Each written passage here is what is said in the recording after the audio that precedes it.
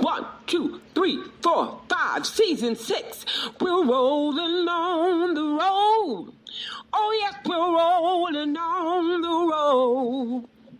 We're 100 shades of invertibility. We're rolling on the road. Oh yes, we're rolling on the road. Ooh, ooh, we're rolling on the road. We're 100 shades of the invertibility. We're rolling on the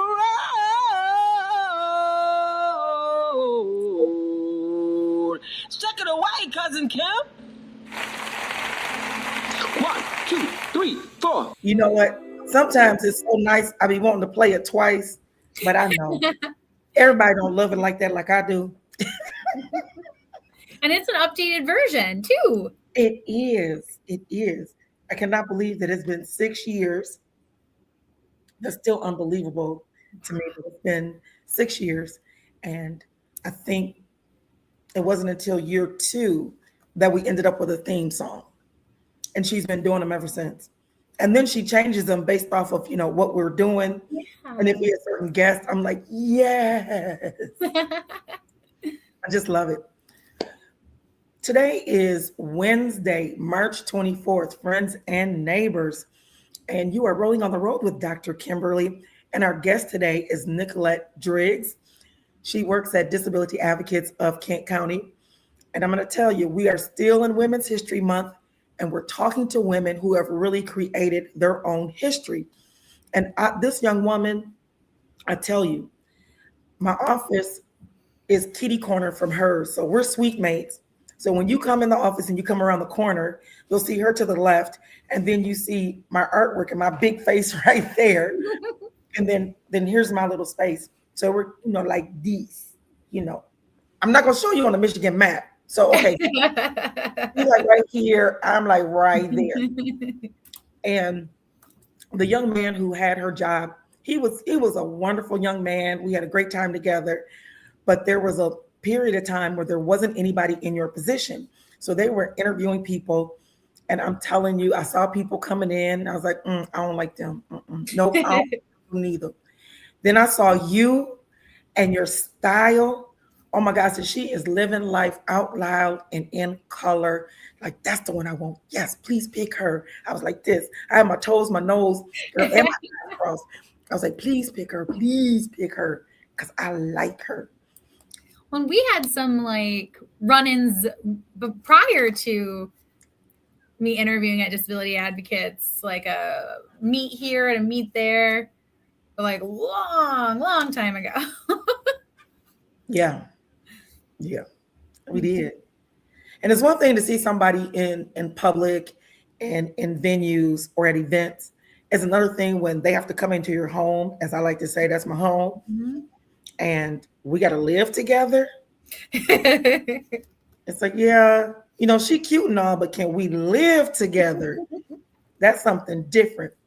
But I tell you, when you came around that corner and you were interviewing, and I was like, yes, like her. And I waited just like a sibling waits for that new baby to come home. And it was like, she's home. I'm like, yay.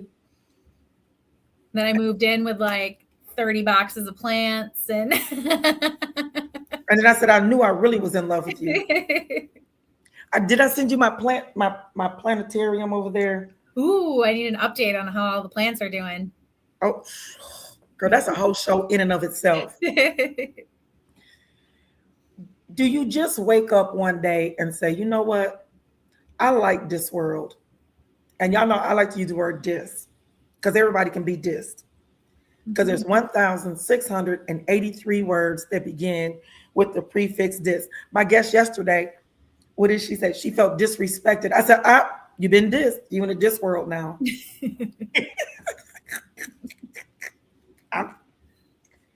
They were doing all of this fussing back and forth about the diversity, equity, and inclusion.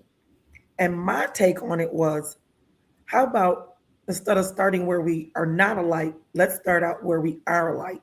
So I started doing my research, and I got nominated for, what was it? The category is service with West Michigan Women's. Oh yeah, the Brilliance Award, right? Yes. So we were looking at which category that I could fit in. Yeah. And it was like, oh hell, I could do oh, excuse me. Did I say that? Yeah, I did. I said, well, I fit in all of them, but I think the service one was truly more so because I felt that I'm a servant of God and I'm serving his people. Yeah. And as I was writing, they asked you to write about yourself. I'm like, I don't do that well. Other people could do it. So I started telling everybody to write things about me and what they thought about me. I'm so lazy. Shh. So when I got other people to write, I was like, that's good, but I don't think that's me. And that helped me to really put it together. And that's when I started looking at, I wonder how many words begin with this. And I found out it was 1,683. Wow. And when I looked at what this came in front of, I said, well, oh my goodness, everybody is in this community. Everybody is. So when I went up there, we got there, and I said, I won the award. They said, aren't you cocky? And I said, no. I said, y'all, friends and neighbors, come on now. You see there's a ramp on the end of the stage. Duh. I actually was up for the Champion of Service award as well for the Brilliance Award a couple years ago. I was one of the 3 finalists. That's what I'm saying. That's why we were her. When I saw that, I was like, yes, I knew it. I know it. Hey, I want to say good afternoon to Really Me for tuning in. Hey, Really Me. It's one of our top fans that's always here supporting us. Thank you. Because they give you have to prepare a speech when if you get the award. And I really didn't know what I was going to say. You only get like a minute or two. Yeah. But when I got up there and I saw all those people, I knew exactly what to say to bring them into the world, because everyone's eyes were big as saucers when they saw me come up in the Bentley. Because I had a Bentley then. And I wheeled up there on that stage in the Bentley, and I knew in that moment, because I saw people's faces look like, well, how did she get the Champion of Service and she's in a wheelchair? You could just feel it. You could feel it. Ooh, I'm about to cry. And that's how I opened up. I said that there are 1,683 words that begin with the word this. And everyone in this room, because I think that year was a record year for their attendance, because we had been in COVID. So this was the first time back in person. So there were over 400 people that attended. And I felt like I had the opportunity to teach 400 people in 2 minutes about this. Mm-hmm. What was your moment of where you felt the most proud of being able to teach people about this? Oh, wow. I know you have a lot because I watch you all the time. Yeah, I mean, I am really lucky to be able to go out and talk about disability and universal design and accessibility all the time. And it's such a great opportunity to be able to like start these conversations with people. Mm-hmm. So what would my one moment be? I'm not sure. I've always been, an advocate of some sort and kind. My mom used to joke that I'd just like pull up my soapbox and I would let everyone know my opinions about every topic. But really being able to, in my role at Disability Advocates, I have so many opportunities. And I really enjoyed, I was able to go to the American Institute of Architects, their Women Leadership conference a couple of years ago, and speak about, the intersectionality of disability. We're not just, I'm not just a woman or just a person with a disability. I'm all these things. And so really kind of talking about the different ways that things build upon each other, a barrier that impacts, maybe your mobility, but also, maybe you're not feeling welcome in the space due to other things. And so really kind of talking about how we can build things more intentionally to make sure that all people are able to access them. And so that was a really great moment. I also was able to speak. I have so many classes at Kendall College of Art and Design that I've been able to talk to. Oh my gosh. And we really, did one together. Yes. And really, talk to students who are so excited and have so many new ideas of different ways that we can change things to remove barriers and help people have better access. So that it's all, every single one fills my cup and helps me, propels me to that next day and the next moment. I guess that I would agree that every time I have an opportunity, it's amazing to me. And then to have this space right here, to be able to have conversations with people across literally the globe. Yeah. We have global conversations. At Christmas time, we had a young lady from Nigeria who joined us, and just to hear her experiences and what it's like for her in a whole nother country. Yeah. So those moments are always wonderful for me. But the champion of service was the most prolific because of the setting. Yeah. Here we are. I don't know how many of you have been to Michigan, come over here to Little Old Grand Rapids, right here. And the Amway Grand Plaza Hotel, when I tell you, I would put it on the level of the Waldorf Astoria, the way that it's presented. So beautiful. And the architecture, and the piece about that is that as Absolutely Accessible Kent was forming, I had the opportunity to be one of the test pilots to go there to see what needs to be different, come in and check out the rooms and see what that was like. But that's a whole nother conversation.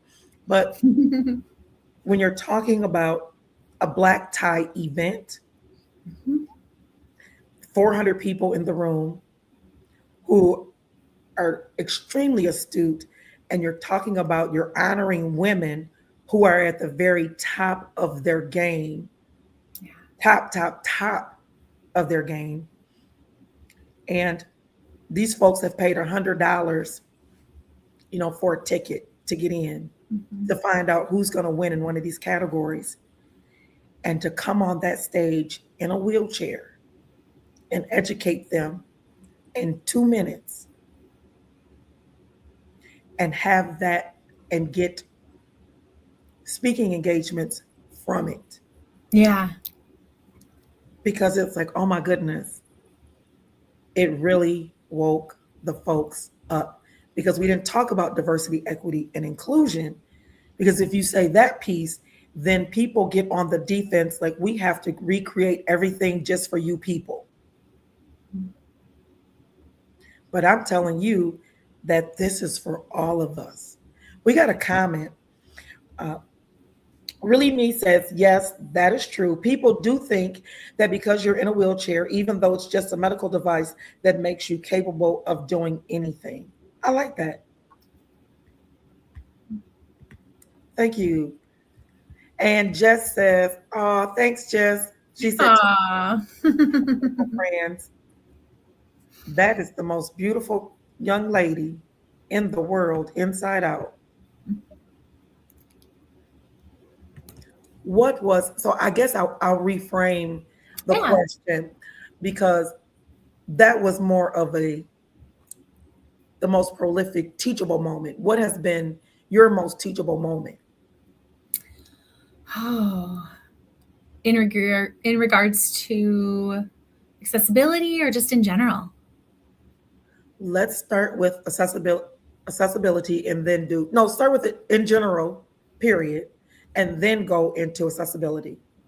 So I have over the last couple of years been really very deliberate about where I spend my time, where I spend my energy, how I spend it, who I spend it with, because I am the kind of person who will give of my time, of myself.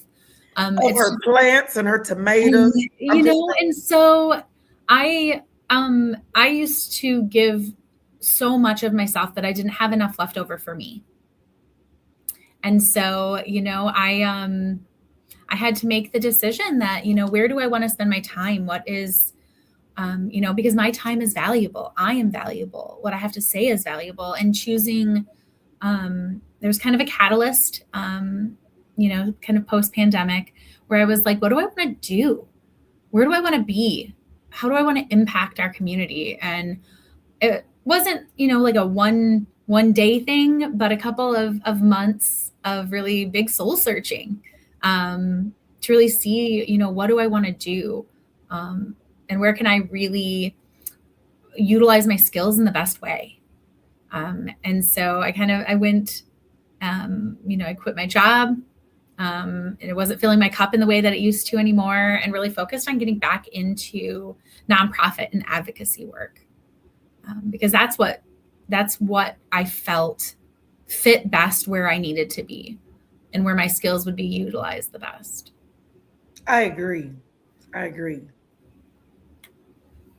And then the other part of the question. In the beginning, when I first started at Disability Advocates, and it's funny because we're almost exactly 2 years from my first show with you.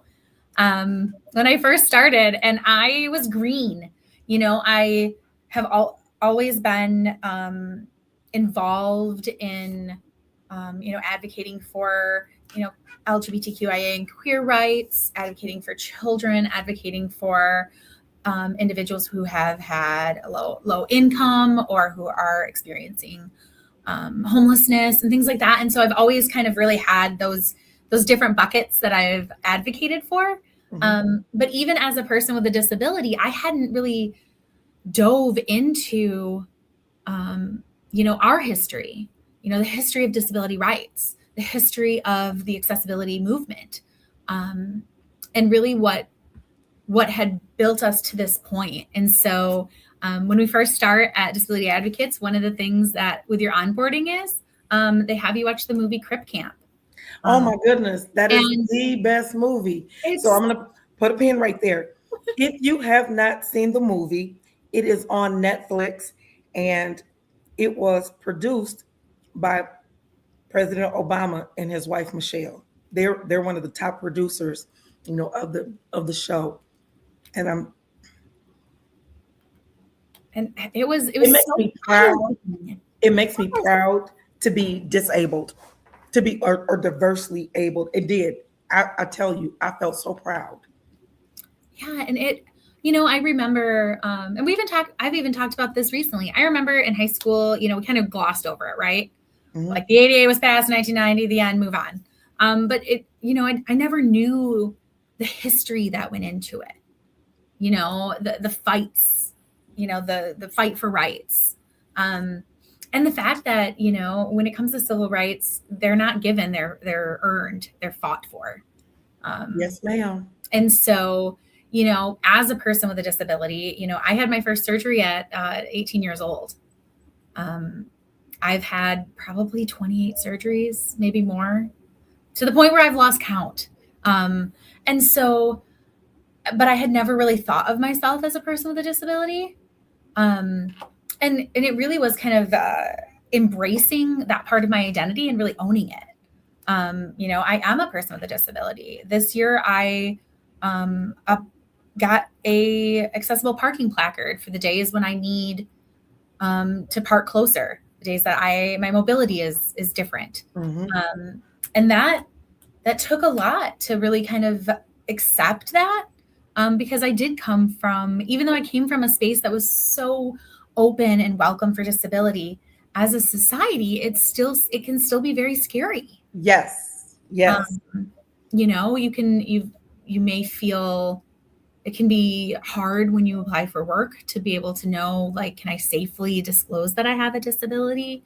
You know, what will they think of me? And even though legally, you know, that's not supposed to play into, that doesn't mean that those internal biases don't impact us, as we, you know, question what our abilities are.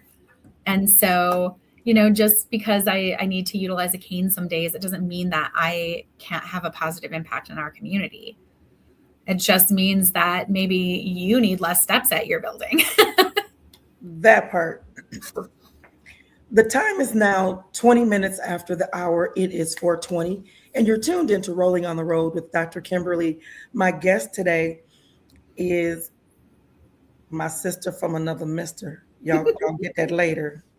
Yes, Nicholette. She's on today with Disability Advocates of Kent County.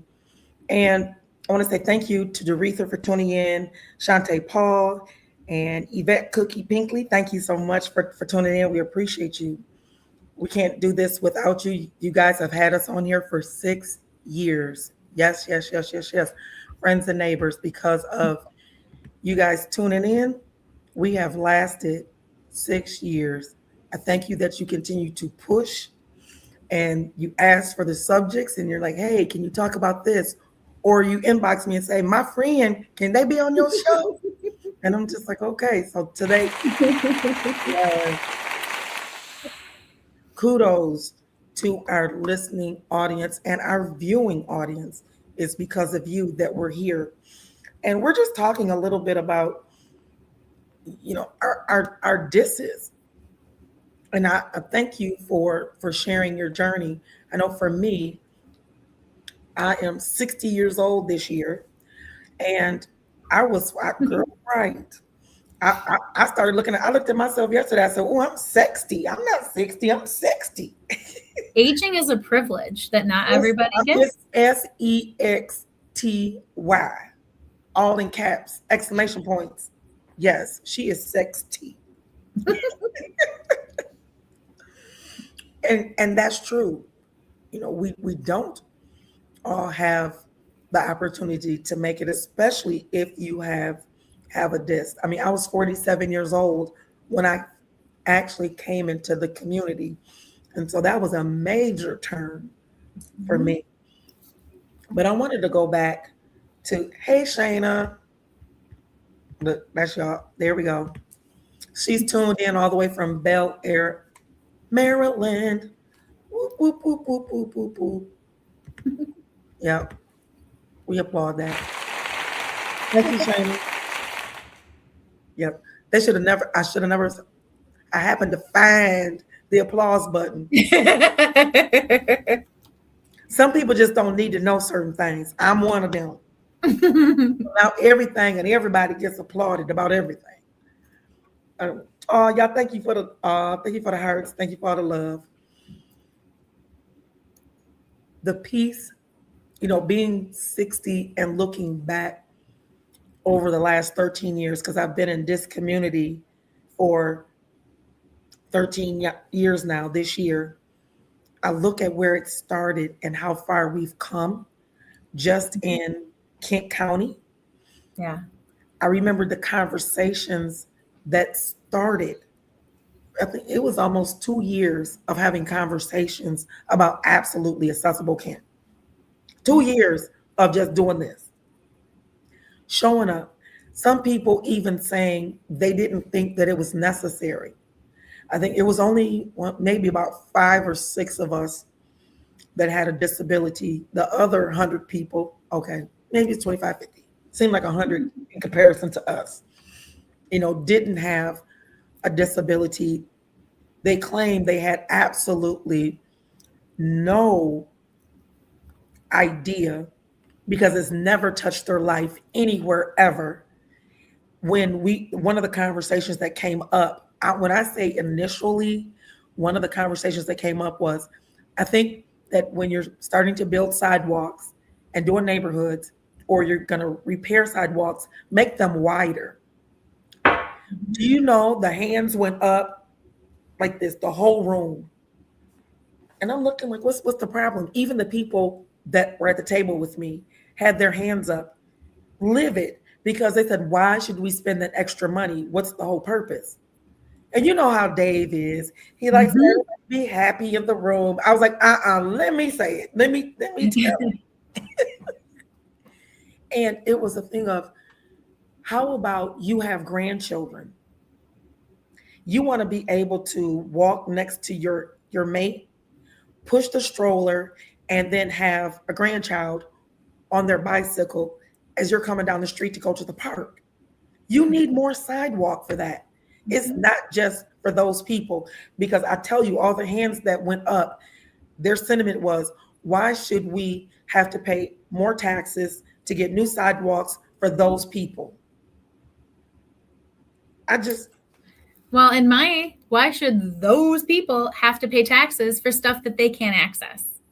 Girl, hold on. Talk about, and we gonna clap one more time. Yeah, yes. Oh, see, it won't even work. Okay, fine. I'm gonna do it again. But you're right. I mean, I pay taxes. I've worked since I was 16 years old, disability or not. And there's places that I struggle to access because of barriers that are in there. Last week, and they were very quick to fix it, but I pulled into a parking structure. And like I said, I do have my accessible parking placard, but I was having a better day. And so I, drove around until I could find a spot, walked to the elevator. Elevator was broken. So I'm on the 6th floor. I can go down all those steps, but I can't get back up them. So I walk over to the elevator. That elevator isn't working either. So now I have to leave the parking structure because I'm not going to be able to do the stairs. And so I had to go find a different place to park. It ended up being cheaper. So that was a good thing. But still, I wasn't able to access that space because those accessibility features were broken. And so, I think about all of the other spaces in our communities that are built for all the people in our community. And if we're not actually building them for all the people in our community, who are we building them for? Right. If we're not building spaces for people to access them, let's see. She says she went to a restaurant recently that didn't have any accessibility, and they knew me in the group of people were coming. We made the reservation. We made clear that people with disabilities would be attending as well. That is awful, because all restaurants should have an accessible entrance under the ADA.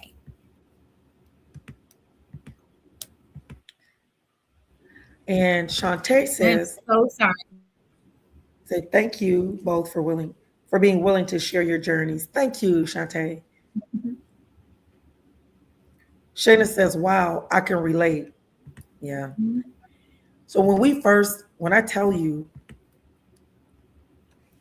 I felt more like a guinea pig than I did a test pilot. The term test pilot, child. The term test pilot came years later. Because mind you, this is my 13th year in the wheelchair.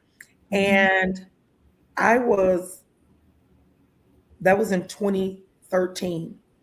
The VA, and I was in voc rehab through the VA. They switched me over because I had the stroke in October of 2013. January of 2014, they put me in independent living. And then I want to say it took a couple of months to get everything worked out for me to be sent to Disability Advocates of Kent County. So we're looking at 2014 that I start with Disability Advocates of Kent County. And now this is 2026. How many years is that, friends and neighbors? 12? So 12 years ago, all these wonderful things didn't exist the way that they do. And that's why I say I feel more like a guinea pig than a test pilot, because it's like, hey, let's go out here and let's have the conversations. And we had this little thing called curbs and coffee. Then we had drinks and coffee and curbs. Yeah.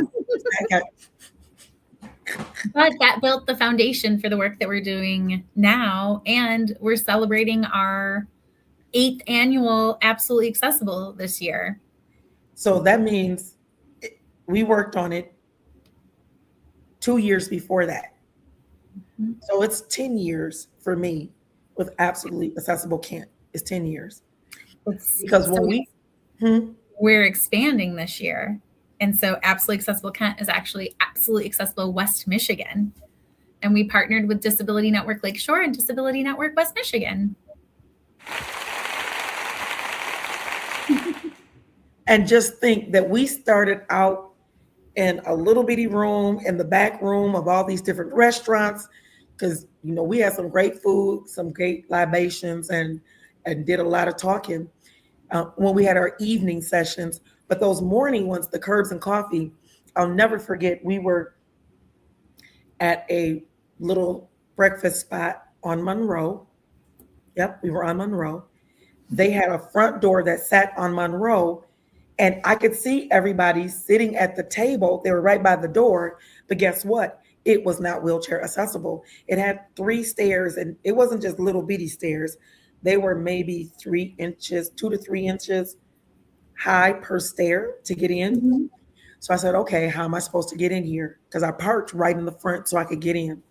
Well, I had to go down about half of the block because they have all of this built up. So you got to go all the way down and enter into the main part of the building.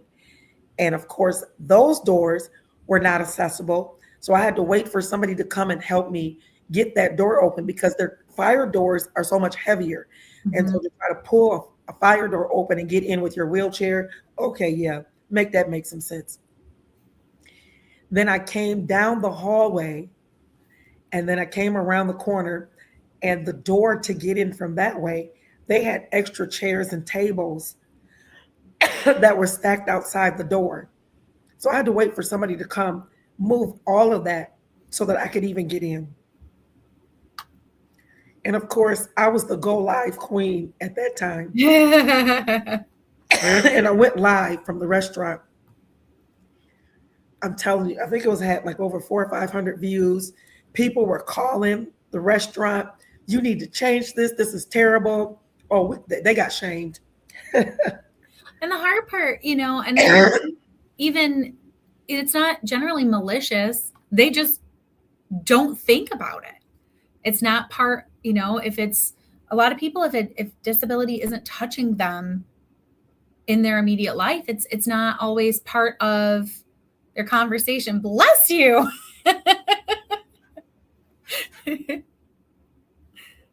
And the thing about it, that if it's not about me, then I'm not thinking about it.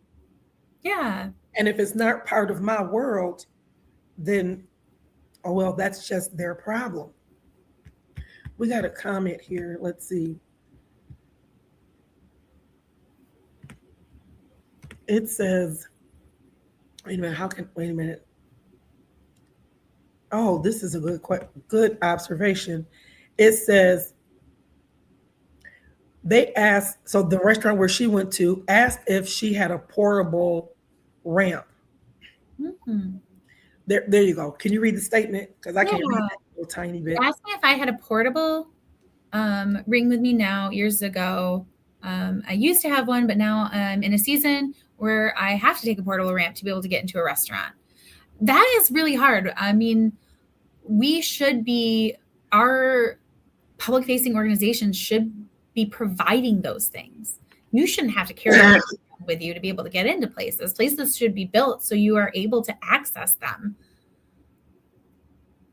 And I mean, and I think about, when there's places that are inaccessible, I don't even think they realize how much really like commerce they're missing out on, right? Because you're not going out to that restaurant alone those times, or that concert, or that show, or, and I think now, what's the number? $17 billion that we have within our community, within this DIS community, $17 billion worth of disposable income. Really, me, can you tell me where you live? I would really like to know where you are because I haven't heard of anybody around here in West Michigan that had to bring a ramp to the restaurant when they go out. So I would really like to know where you are. And then we can connect you with the resources in your area, your center, your local center for independent living to help you advocate for that in your community too. Oh, yes. Guess what? And this is what we do on this show. I do believe I know your person because I think she was Miss Wheelchair. Oh, okay. Wait a minute. This is so much conversation going on here. Can I get it? All right. I think I got it. Did she say I don't have to do it all the time? Did she say I don't have to do it all the time, but in certain places, there's absolutely like, hey guys, we are in Delaware. We're having a conversation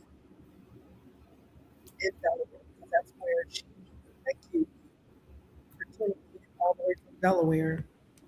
This is why I love what I do. Mm-hmm. Because what we're going to do after the show, really me, I am going to do a message between you, me, and Nicholette. And in fact, guess what? Nicholette is looking up right now. I'm literally looking it up right now. Your Center for Independent Living. What city are you in? Really me in Delaware.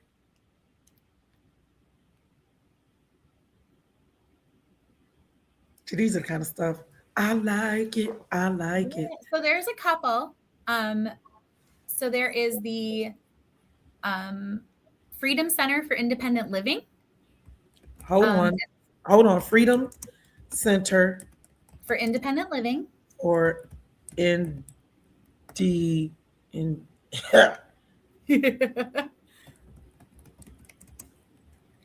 as well as Independent Resources, Inc. Okay, here we go. So that's the first one. Let's see. Did it post up there? And all right, hold on. I look trying to navigate all of this. Mm-hmm. Okay, she's in Delaware. We moved that. And I want them to see this first one.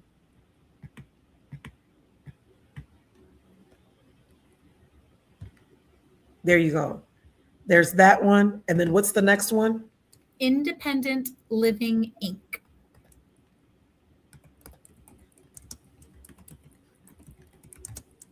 INC. There we go. And so throughout the United States, there are centers for independent living. I think I did a misspelling. Yeah, I think I put a T on the end.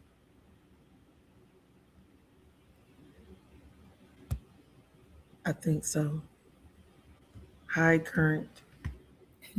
Now, I will do this disclaimer because we've had these conversations before, Mm-hmm. and people are saying they don't want to go to. Yeah, I did. I put a T on the end. There's no T. It was close. All right, I'm gonna type it again. Some fast fingers is what you're doing. So, of course, we can't promise that the organization will be able to help all of your specific needs, but your centers for independent living are really great resources for you.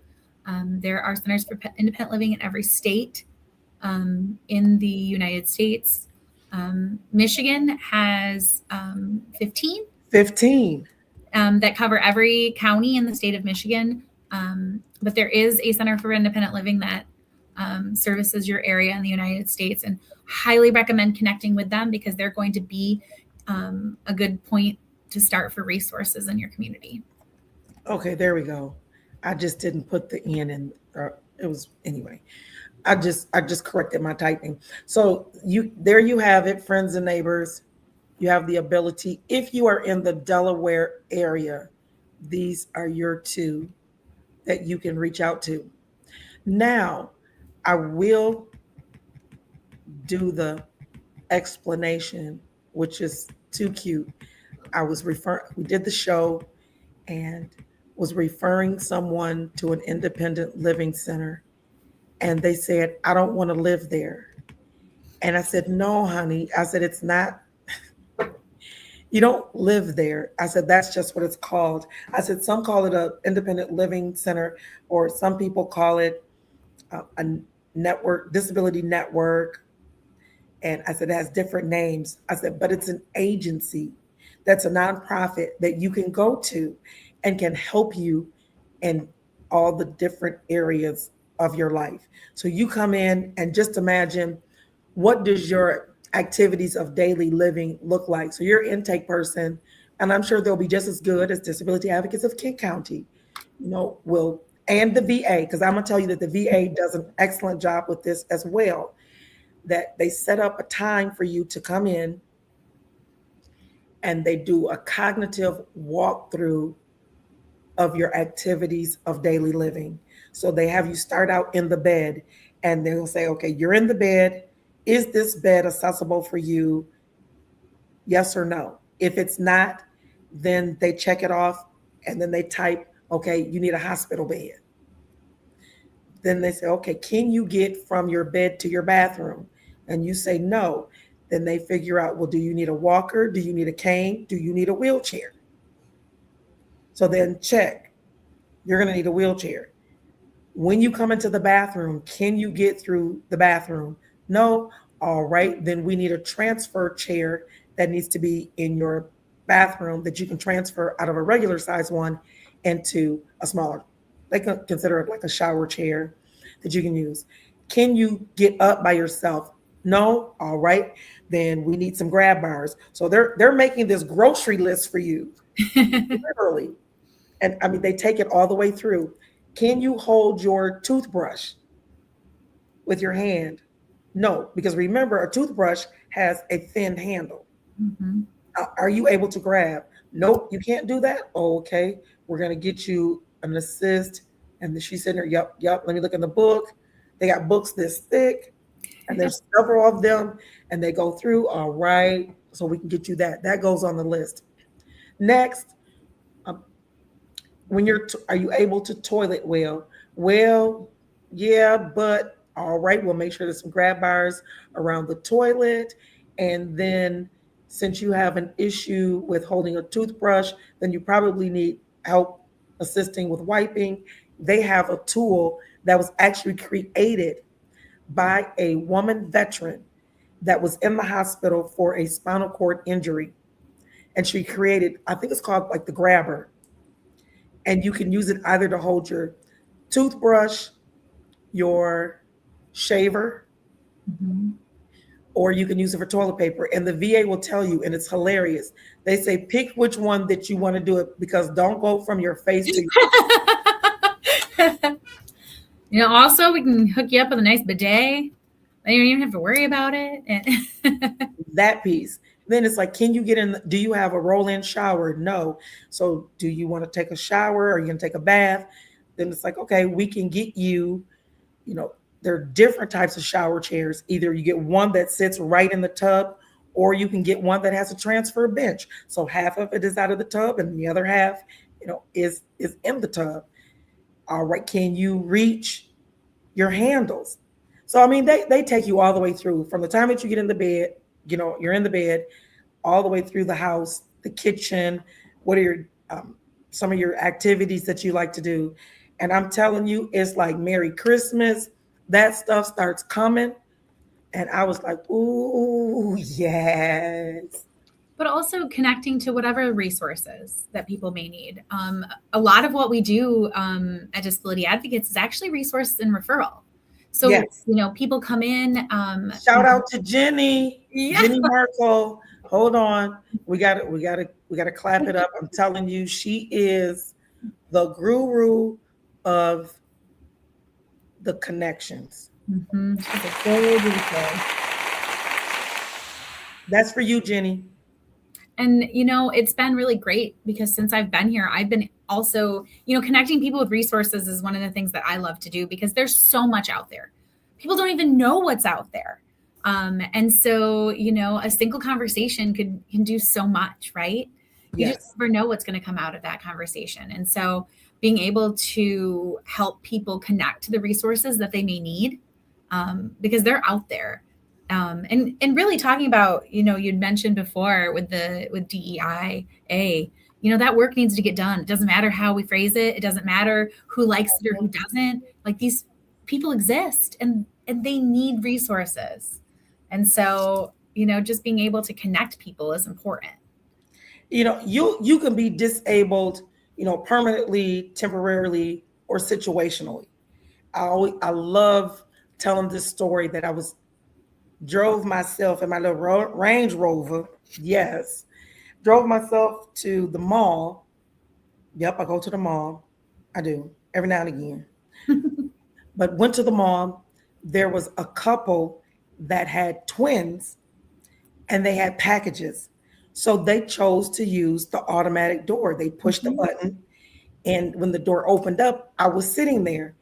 They apologized profusely and said, "We are so sorry. We'll go to the other door." But I looked at them. He's got packages. She's got packages. They got them all over the stroller. The twins are screaming, and she's trying to, get the bag to get pacifiers. He's got bottles in his hand. He's like, "Hold on, I can do this." And then they're looking at me and they're like, "We're not, shouldn't be doing this." I said, "Yes, you should."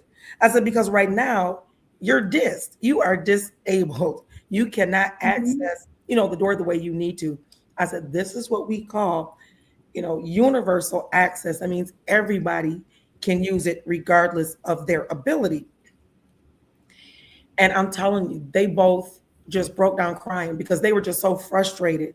And trust, I know, I have a set of twins. They will be 39 years old this year in about 8 days.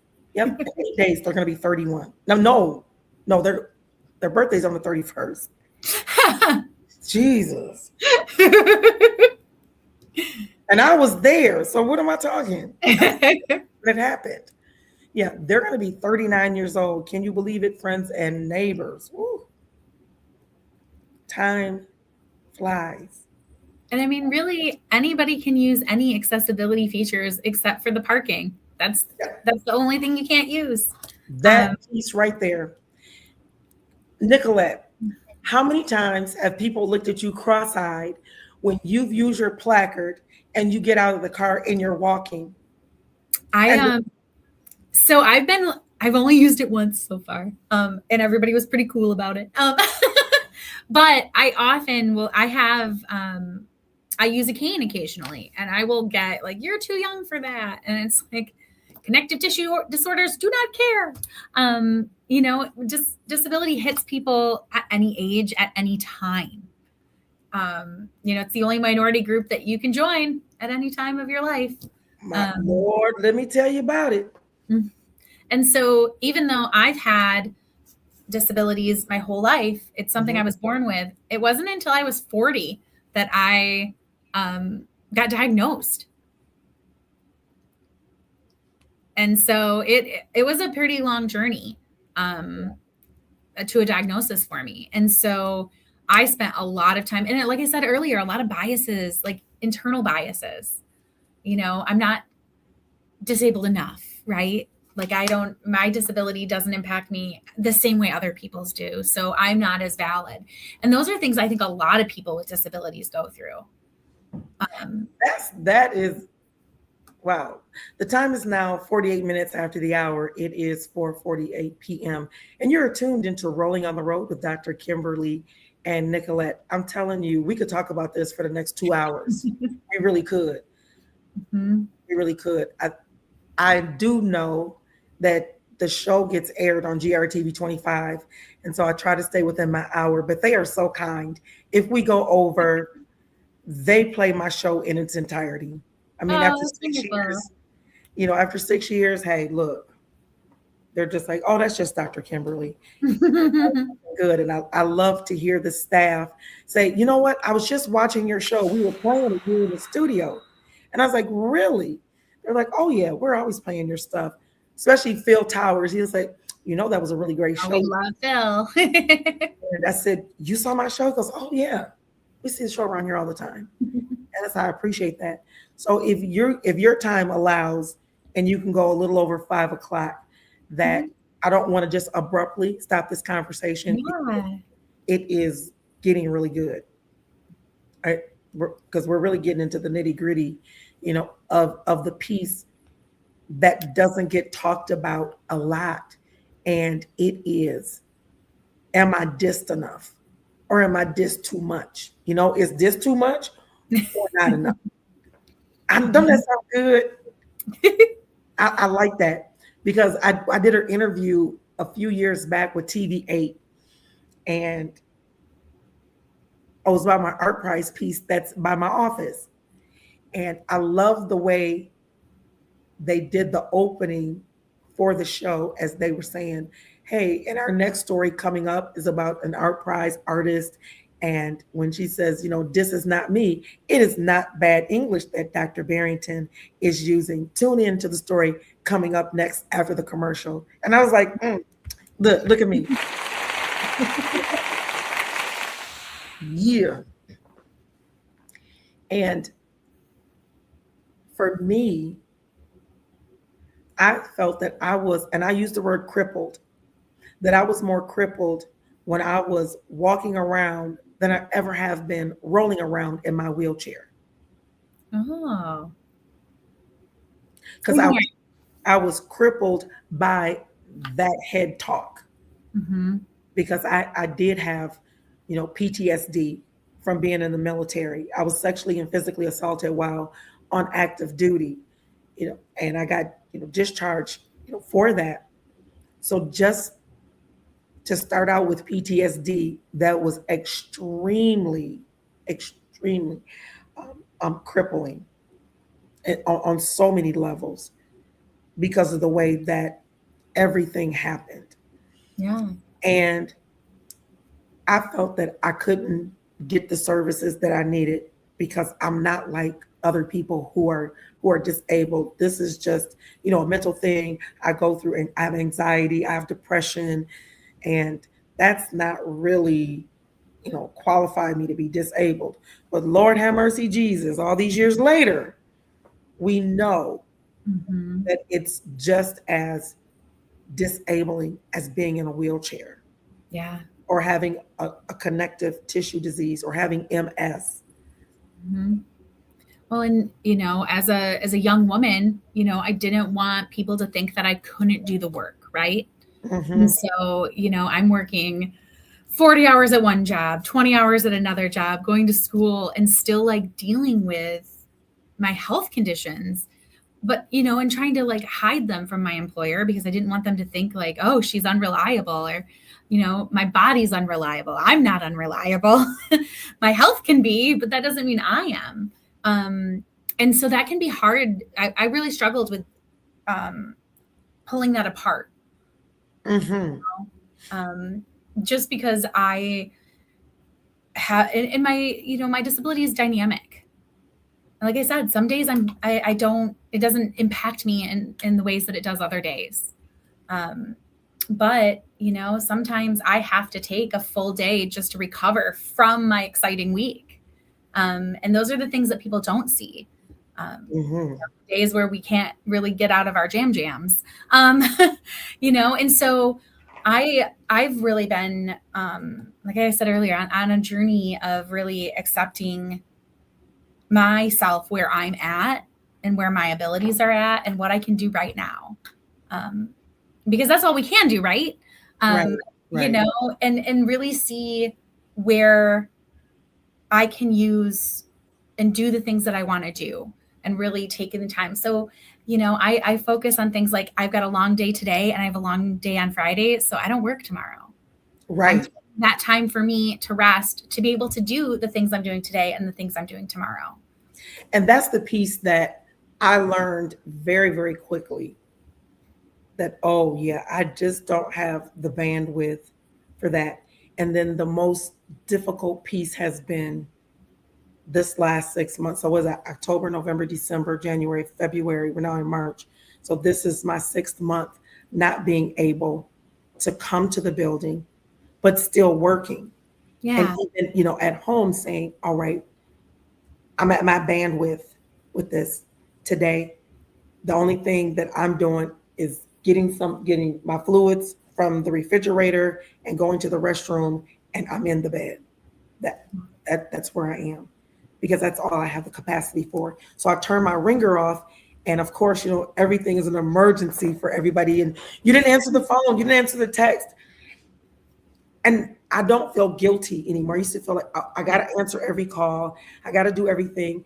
I think for the first, you know, couple of weeks, and even first few months, I was texting Dave and Peggy and giving them these, you know, long narratives about where you know, what's going on. And then I just said, hey, duh, you work at disability, you know, your office is in Disability Advocates of Kent County. Everybody has some sort of and you do what you need to do as you're able. And everybody kind of comes and says, well, how do we come alongside you to assist you in what you need to do? So I appreciate, you know, the you know, environment. I'm not an employee. We're just sharing space. So I have my own, you know, space inside of your space, which is amazing in and of itself. And I had to myself because I felt so guilty for not being able. Bless you. Thank you. Not being able to show up. But if I'm not good, I can't be good for you. Yeah.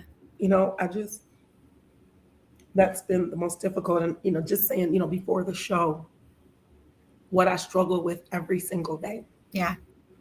And to say, okay, fine, what do we do? And I'm going to share this publicly for the first time, that out of all of this, they were trying to put me on a feeding tube. And the toll that it took on me mentally and emotionally.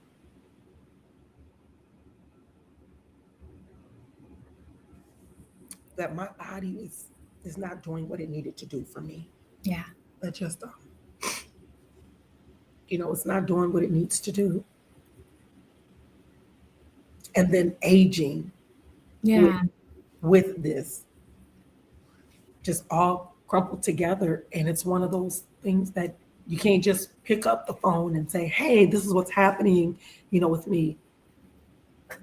Because we're already having the most difficult time already to get you to put a ramp in or to put a push button.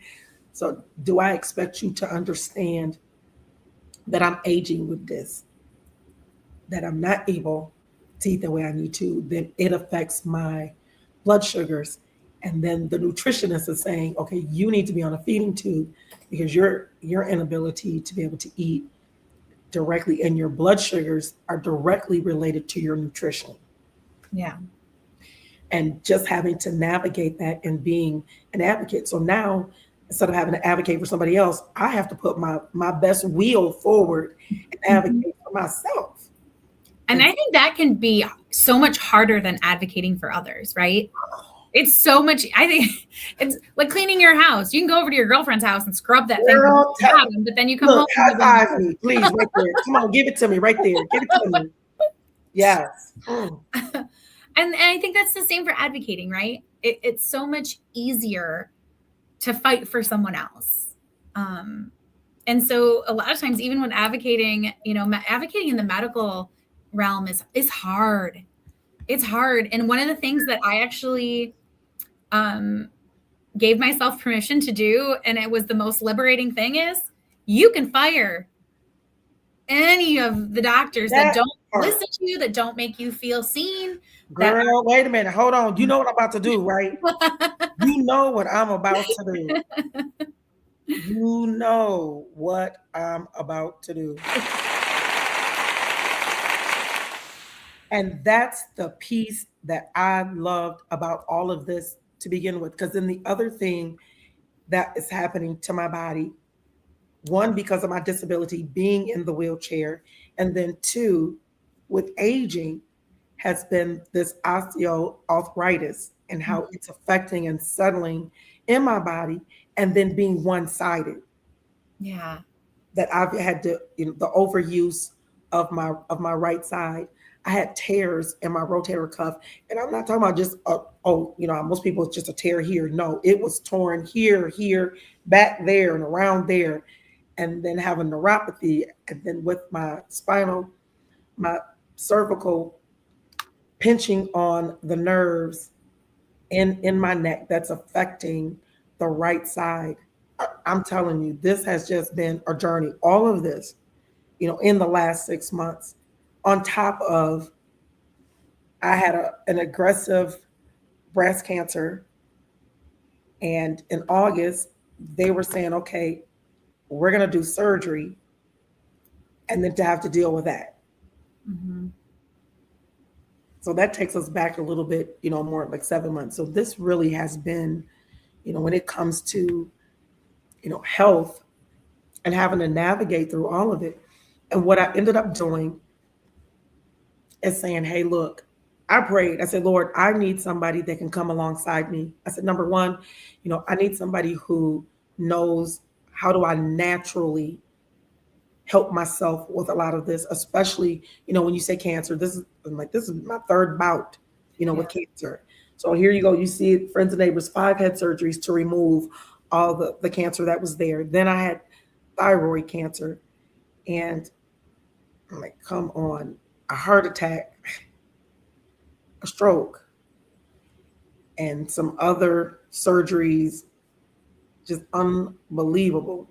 And you're still here. All in a short amount of time. It's just been boom, boom, boom, boom, boom, boom, boom, boom, boom. And I said, okay, somebody has to come alongside me. Let's change how we're eating. Like I started eating differently when they diagnosed Stan with congestive heart failure. Yeah. They gave him 24 hours to live. And they're saying these are all, we had this big 8.5 by 11 sheet of everything that had to change. So my diet changed immediately, for him. Mm-hmm. And then it was just, the weight just started coming off in a way that it was just unreal. And then in less than a year to lose 100 pounds without even really trying, just all of it really has taken its toll. But then I see this little young lady, and I'm telling, this is the importance of telling your story, because you started sharing. And even though, I didn't share mine like that, but on this platform, opportunities come up like now to share a little bit about what I've been experiencing. Yeah.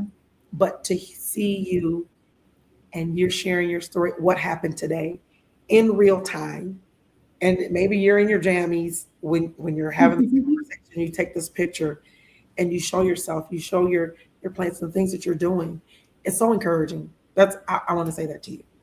Thank you. I had to start giving myself permission to rest. Yeah. And, we live in a society where, what you produce is tied into your value, and it's just not true. You don't have to produce anything to be a valuable person. We all have value. We all have so many beautiful talents and skills that we can share. And not being able to, and not working in a traditional, 9-to-5 job that doesn't change your value. And I took a sabbatical, if you will. I went on a medical leave. You did. Right after our last Absolutely Accessible Kent. I turned to my boss, Kim, and I said, I think I'm going to go home and take a nap. And then I didn't come back for 3 months. And I had, I had finally gotten to the point where I went into my doctor's office and I said, something is very wrong and I need you to help me to find an answer. And I was like, let's go. And I went through cardiology and rheumatology and endocrinology and gastroenterology. And it took all of these different doctors, with my primary with a fire under her because she put in rush to everyone. Like and she took me off of work and she said, we need to figure out what's going on.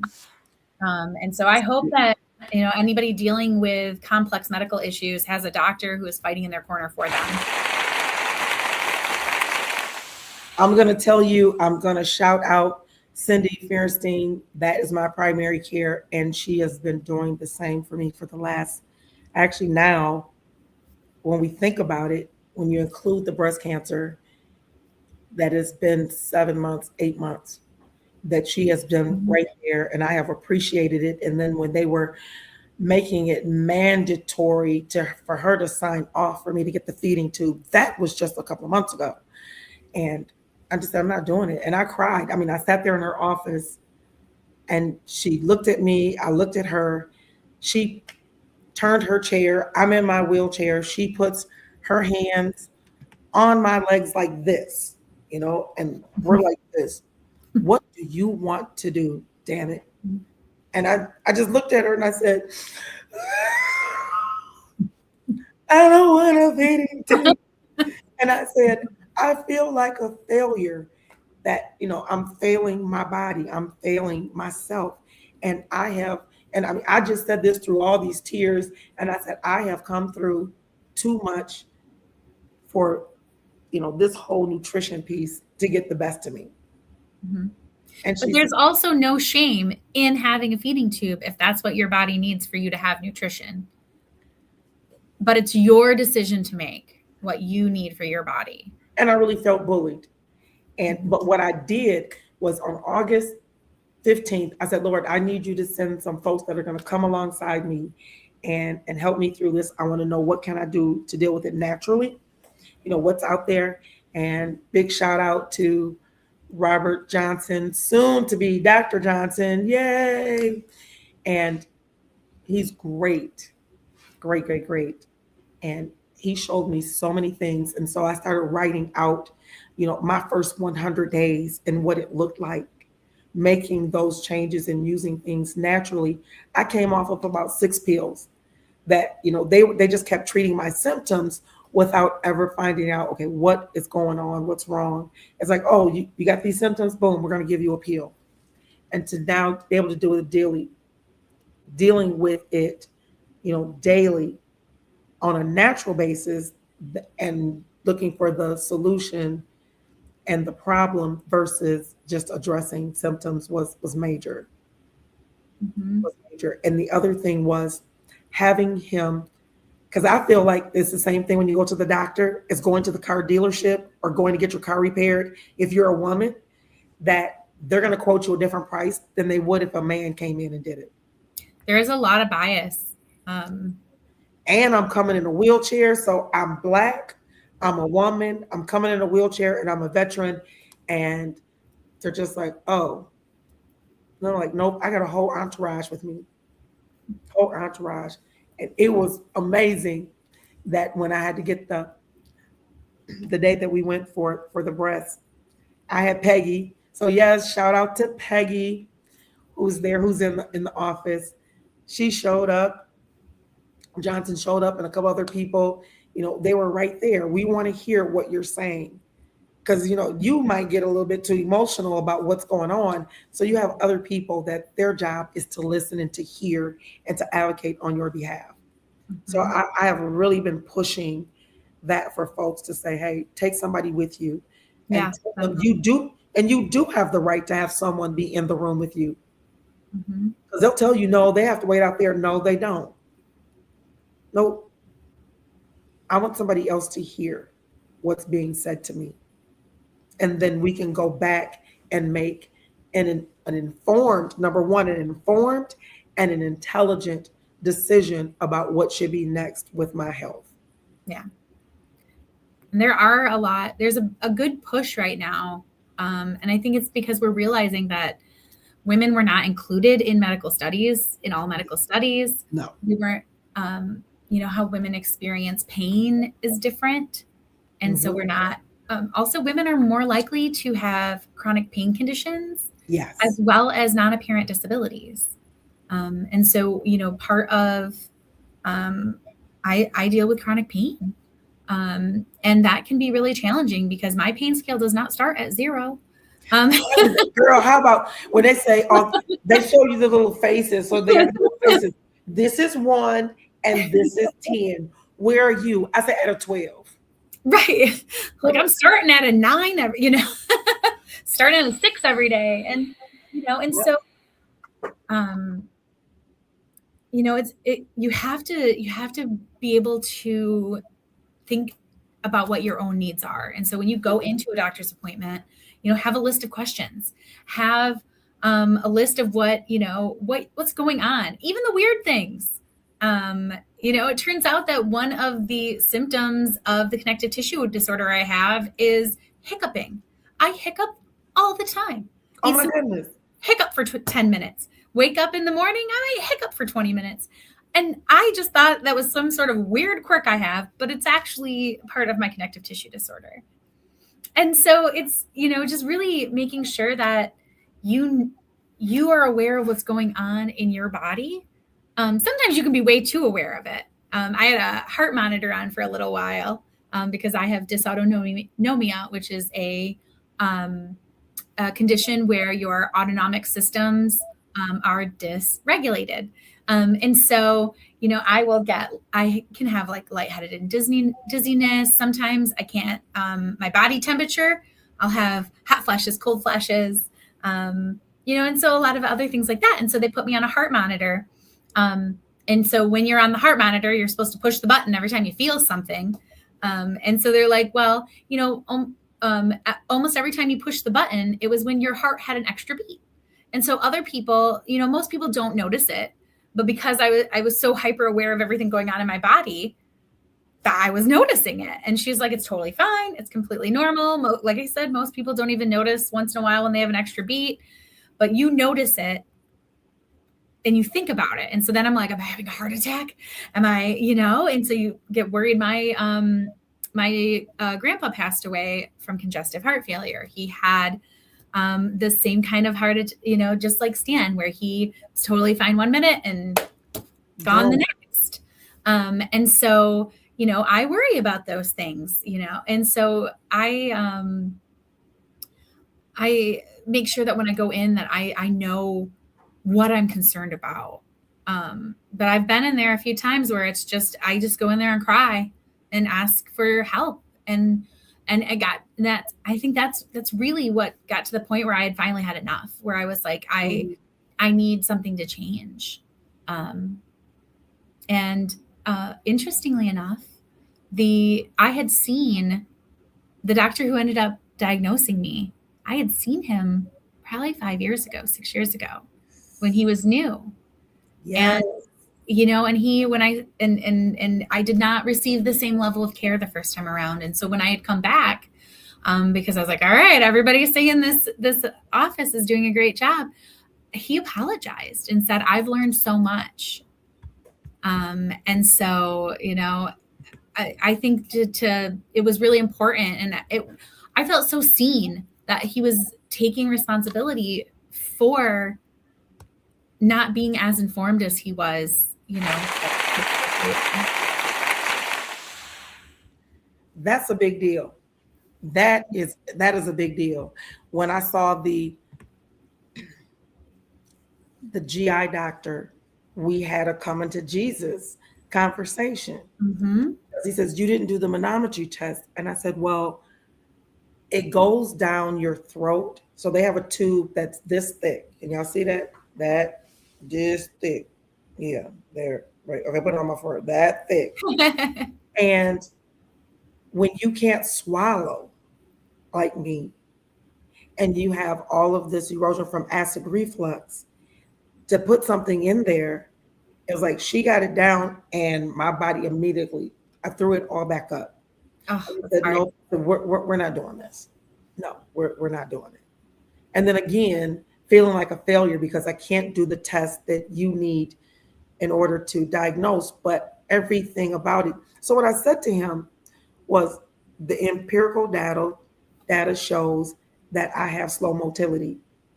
And I said, you know that, I know that, right? He says, yes. So had I done the test, what were you going to do? He says, nothing we can do about it. So then why are you pushing me to get it if you can't do anything about it? So I started looking up, what are some of the natural ways to deal with slow motility? Because then he wants to say, well, it's part of aging, so we can't do anything about it. But you, because you're disabled, it's happening quicker, mm-hmm. and it's worse. And I was like, okay. And I said, all right. So I said, I looked, I said, okay, what can I do different? Cupping and Mm. acupuncture can help to move, your chi around. Yeah. They do the cupping on your stomach. It's like, oh, it wakes up. They put the points in, in right in my stomach. And then there are some that are down on the legs and in the feet and up here in the hand that all relate to, motility. And I'm telling you, for 2 years, I haven't even been hungry. So my body doesn't even know that, okay, you're supposed to be hungry. Mm-hmm. Doing it. Everything was shutting down. It's like, hey, we're just not hungry. She did it, and before she could come back and take the needles out, I heard my stomach go. I said, wait a what? My stomach is growling. Oh my goodness. So what we did a video of every place that she put a point in, what it was for, and then the efficacy of that point. And I played it for him. He says, damn, she knows her shit. I know her. And he goes, so then he starts asking me questions about, okay, well then how long did it last? And I mean, just on and on. And so I started telling him. He says, wow. He said, it's a shame that I'm retiring because I would tell people to go do it. He goes, that will save on a whole lot of stuff and medications. And he goes, thank you for sharing it. He goes, maybe that's what I might do in my next afterlife after this. Maybe study that some more. And I appreciated him for that. And again, he just said, you know what? I apologize. Now that I really think about that test, it would not have helped you. And it's understandable. But the way I do appreciate him because when he was telling me that he was going to send me to do it, he tried to describe it. And he says, one of the things that I chose to do when I first started gastroenterology and said, okay, I'm going to do every test that I would have to have a patient do. I'm going to do it so I know how it feels to be able to tell them. I said, what? I mean, that's a smart. I mean, if you're going to, I think that we also kind of forget too that, everybody is human and even if we're an expert, there's still things to learn. We constantly are learning. New things are happening. If we think about how much mobility devices have changed, right? When the ADA passed. Wait a minute. I just got one so I had to get rid of the Bentley. My new chair, it's a Rolls Royce because Lord have mercy, the upgrades just in 4 years since I had a wheelchair that they put in this new one. I said, what? Wait a minute. And then they took me like it was a showroom. I could not believe it. They had a plethora of chairs that I could choose from. So what do you want? Do you want all terrain? How are you going to use it? Indoor, outdoor, or you need both? Because we can get you one or we can get you two if you want. I said, I can get 2 motorized chairs. Yeah, we can do 2 motorized chairs if you want to. Mm-hmm.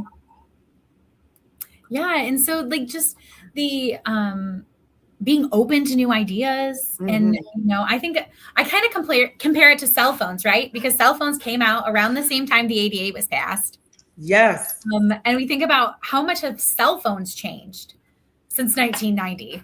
They're not the big like bricks that Zach Morris had on Saved by the Bell. Girl, let's go all the way back to the late 80s when they had the phone in the bag that you carried and it looked like a regular house phone. And that's kind of how, I think about that. That's how our mobility devices have changed, right? We've gone from having almost exclusively, small profile manual wheelchairs to these incredible all-terrain vehicles. Girl, a Rolls Royce. That's right. It blew my mind.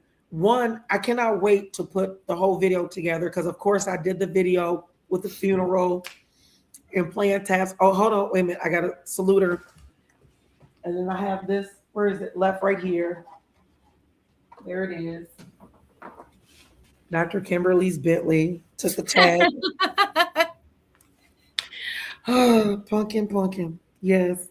She served you well. She did. Wait a minute. Here we go. And we got the. Cannot wait to see your new vehicle. And the back plate is down there. We're not going to go down there to get the back plate. But yes, you see it has made it into the archives. I love it. I love it. But this new one, I even got in one that was built like a tank. So it had the camouflage on the bottom. And this is for if you really like to get out there and hunt, and it had a gun rack on it. That's incredible. And I said, oh my goodness. So I am, going, yes, look at me. I'm way up here. And I said, no, nope, this is not going to work because I couldn't get in and out of it. It's so huge. And I was like, this is crazy. Who going to put me up in this chair? In your lifted chair. I said, I need a chair. I need a chair just to get in that chair. I was like, oh, wow. Yeah. But just to see that. And then they had why we need wider sidewalks, right? Because our equipment is getting bigger. Yes. It all kind of ties back. Like as we, disability is just a part of the human condition, right? If we look back at history, there is some dark history when it comes to disability, but there's also some shining lights too, right? Yeah. Like you look back into some Neolithic times and they're finding that people with disabilities lived into adulthood because there was that community care around them. There was a site in Florida from ancient native populations where it showed that, they had accessibility devices. So they had some sort of canes that they were using and in show of care of people with disabilities in these graves. Ancient Egypt, 3,000 years ago is the first prosthetic toe. And so, communities do gather around and support each other. And so we just need to start moving back into that direction. Less divided, more together. Yeah. Thank you guys for the hearts. I just saw those hearts go up. Yes. We thank you. We thank you. I appreciate you being so transparent about your journey because as we talked last week with our menopause and mimosas, how Black women are usually not heard, not seen when they go to the doctor. So to hear it from a white woman saying, hey, I'm not seen either, girl. This,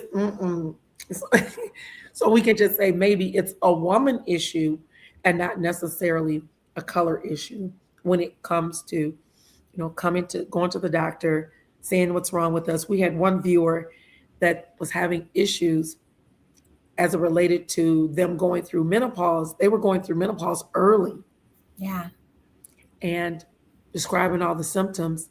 And the doctor told her that it was all in her head. The part that was the worst, that it was a woman doctor that said it to her. So we have to educate them just as much. Yes.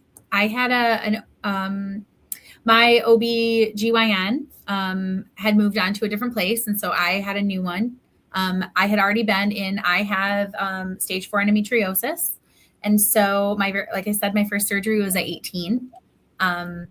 And so it was pre-pandemic. So 2016, 17, around that time. And I started having pain again. And I'd gone in and they'd marked me as drug seeking. I was told to go take a bath. It wasn't until I demanded an MRI that that it had shown that the endometriosis I had adhesions all over the inside of my body.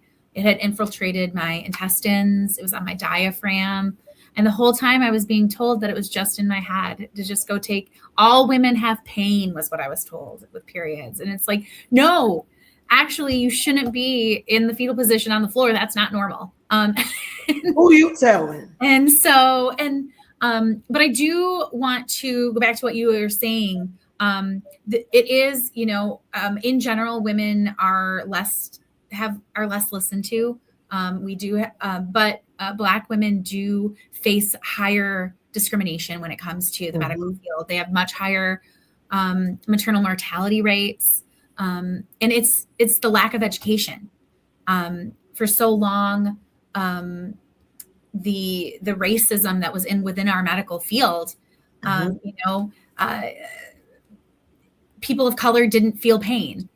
Was once a belief. And so we still have that same that same belief that rears its ugly head, right? And same thing with women, right? Women are built to be in pain because we're built to have children. Well, Yes.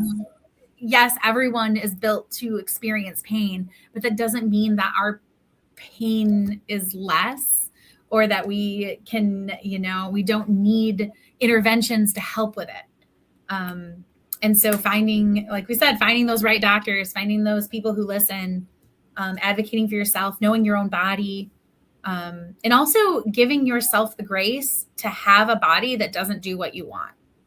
Oh, that part right there. That there are some days I just say, okay, look, you're in control. I'm gonna do whatever you need me to do. So the time is now. Do you wrap up, I guess. It is now 25 minutes after the hour. It is 5:25. We have had the best conversation. I thank everybody for all of the love that they poured out, your questions, your comments. It has been amazing.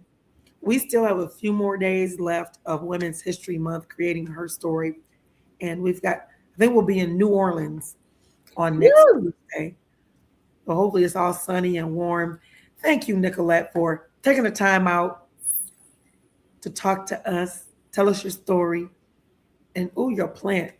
I see it hanging. It's going well. That wandering Jew back there.